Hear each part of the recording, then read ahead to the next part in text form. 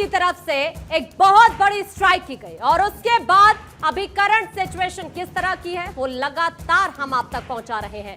अब चूंकि देखिए आपके लिए बहुत कुछ समझना जरूरी है। जो अलग अलग ठिकाने 9 ऐसे चूंकि ठिकाने रहे जहां पर भारत की तरफ से यह स्ट्राइक की जाती है और उसके बाद इस तरह की जानकारी है कि करीब करीब 80 से 90 ऐसे आतंकी हैं जिन पर सीधा यह हमला। अदिति बिल्कुल, और फिर ये जानना बहुत जरूरी है कि सेना ने ये 9 ठिकाने क्यों चुने, इससे क्या रिएक्शन होगा, और ये जानना जरूरी है कि जिस आतंकवाद के खात्मा का हम जिक्र अक्सर करते हैं क्या वो हो पाया। और वही समझने के लिए आज मैं आकांक्षा हमारे एक्सपर्ट के साथ मौजूद हैं और ये समझेंगे कि एक एक ठिकाने से पाकिस्तान में पल रहे आतंकियों का खात्मा हुआ या कितनी कमर टूटी या आगे कितने सालों के लिए ये सब तबाह हो गया।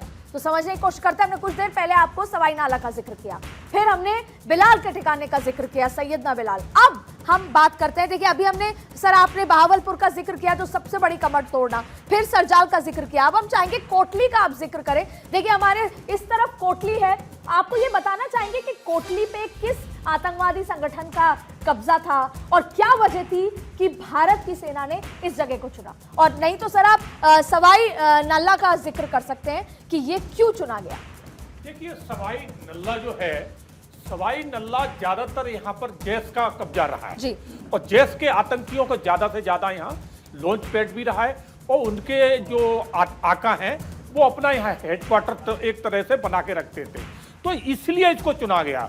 और जब भी कोई घटना होती थी तो इनको यहाँ छुपाया जाता था, तो इस चीजों को लेके ये बहुत जरूरी था, इसलिए इसको टारगेट में लिया गया। और इस पे चर्चा पहले ये जो हमने 10-12 दिन जो जायज किए हैं, जो लोग कह रहे थे समय निकलता जा रहा है, मगर समय वो बेस बर्बाद नहीं हो रहा था।